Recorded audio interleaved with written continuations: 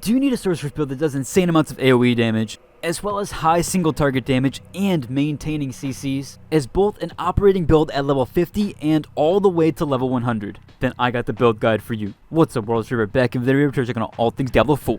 Okay, so let's just jump right into the build. Now, this is kind of similar with my other build as well. I've made a few modifications to it. We're also going to include the Malignant Hearts, of course, and get everything going. But before we do, I want to showcase an insanely powerful build tool that helped me make this build possible. And if you need help with anything Diablo 4, be sure to check out today's video sponsor. Mobalytics is an insanely intuitive and innovative app that lets you deep dive into an incredible amount of useful tools for all your build creation needs. And this free application, and yes, you heard me right, it is completely free. This app has helped me so much with my build creations and comparing and contrasting different statistics. I was able to find incredibly interesting and different unique builds compared to mine, and even got to try out Crypt's ultimate fire sword. I love being able to glance over at my stat priorities and build priorities just right within the game. And the new highly anticipated build planner is available now to use directly in-app. And this allows me to completely redefine my build and plan out new strategies without having to use any of my precious gold. Again, you can download for free using my link down below. Thank you again to Mobalytics for sponsoring this video. Let's just jump right into the skill tree itself.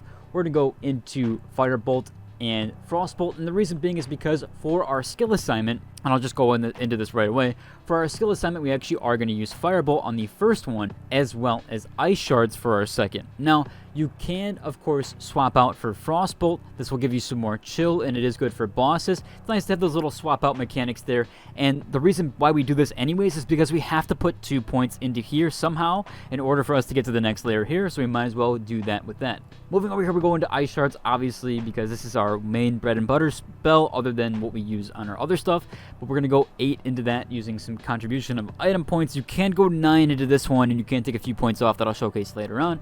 We'll go into Enhanced Ice Shards, and then we'll go into our Destructive Ice Shards. We'll come down into here. We're probably going to skip these for now if you are leveling. If you're level 50, I wouldn't go for these just yet. But these are really, really good for damage, as well as kind of getting a little bit of mana there. So we'll kind of skip those for now because they're not super utilized right off the bat.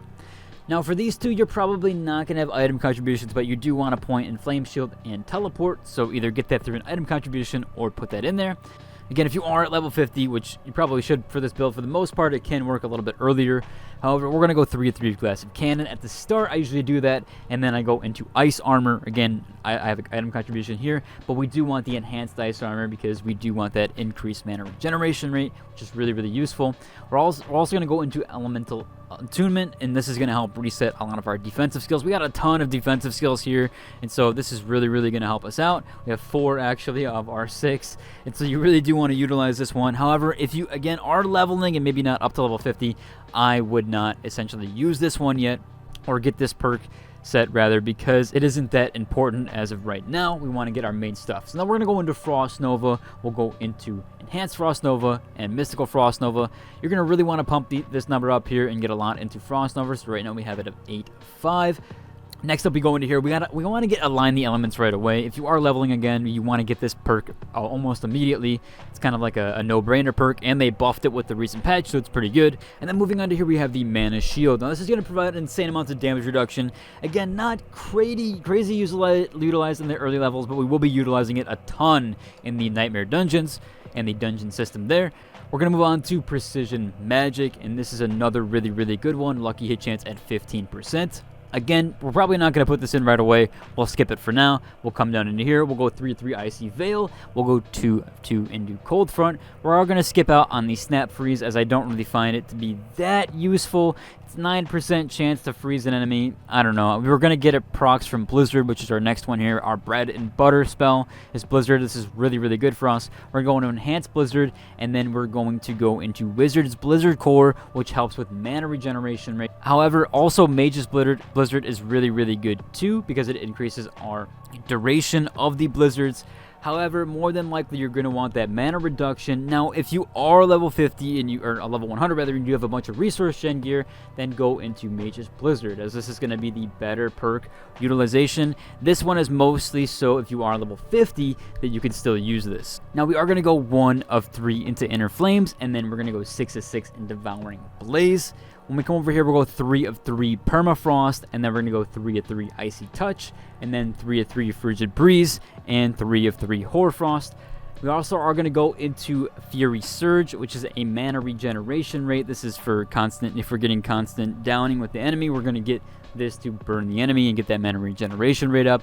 Again, if you are level 100 and you have resource regeneration, you could probably untake this, maybe go into Snap Freeze or put more 3/3 into Cold Front, although it's not optimized. You could go ahead and throw one into Ice Shards.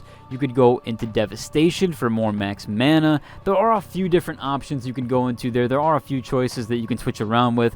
So if you don't want to take this one just helps with mana regeneration rate. And I say this as it is harder to get mana regeneration rate gear, and so, or at least seemingly to get the rolls and everything. And so this is kind of good, especially for leveling.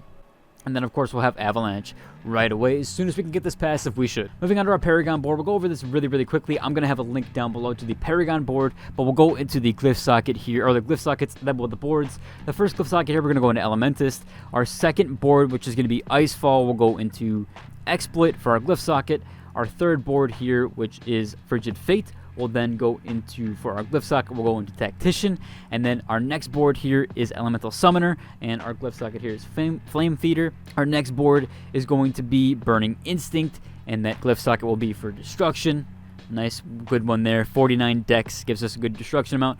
Then we'll move on to the final board here, which is Searing Heat, and we will get Control on that socket there.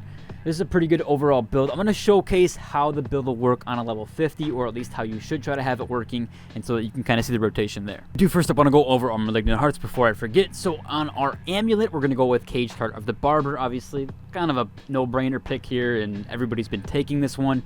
For our ring, we're going to go ahead and go into Caged Heart of the Revenged.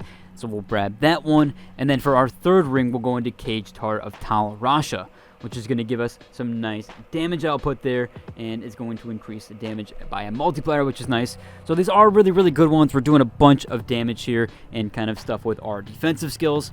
And these are, for the most part, no-brainer picks, so you'll probably see those on a lot of builds. Most of the Malignant Hearts are usually the same.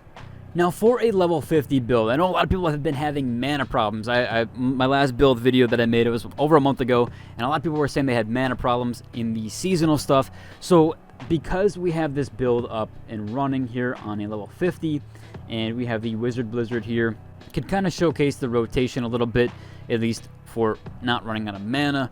Hopefully I can encounter something kind of quick. So we're not really doing much here, but we're just trying to kind of showcase that we will not really run out of mana because we're constantly regenerating it, and essentially when we are damaging enemies. Now you do want to make sure, and I hope I have this on here. I do believe I do. Yeah, I have my Firebolt enchant. So yeah, when we're getting those downs, we are getting mana proc regeneration rate, and so you're constantly getting that mana regen. And so the problem is, I think what people are doing is they're putting down too many blizzards. So you really only want to put down one or two at the very beginning. Normally keep yourself above 50 mana, or yeah, at least above that at a certain point. Now we should have a little bit more depending on gear, at least than 100, and we can then be casting because we'll get that 20% damage reduction on our Ice Shards. And then essentially what you want to mix in is some gear stuff. So you do want to try to find a gear piece with using a cooldown restores 15 mana. And so essentially when you are putting down your 2 blizzards and you use your kind of abilities, you see we're low there, we can now use our abilities and we can regain mana and kind of get back into shape. We even put down another blizzard, and it just kind of works in the rotation there. So you do have to be more mindful of your mana usage, and you can't really spam blizzards like you can at the later levels. However, you can essentially use this build all the way from level 50 all the way to level 100. In fact, I think I was using this build around level 48, 49, and I just had that use cooldown mana restore, and it works really, really well. Believe you can get it in a dungeon. Don't remember the specifics. Maybe I'll put a comment down or a pinned comment down below which dungeon it is. I'll have to remember off the top of my head. But yeah, that should about cover for today's video. If you like and subscribe. Until the next one. Deuces.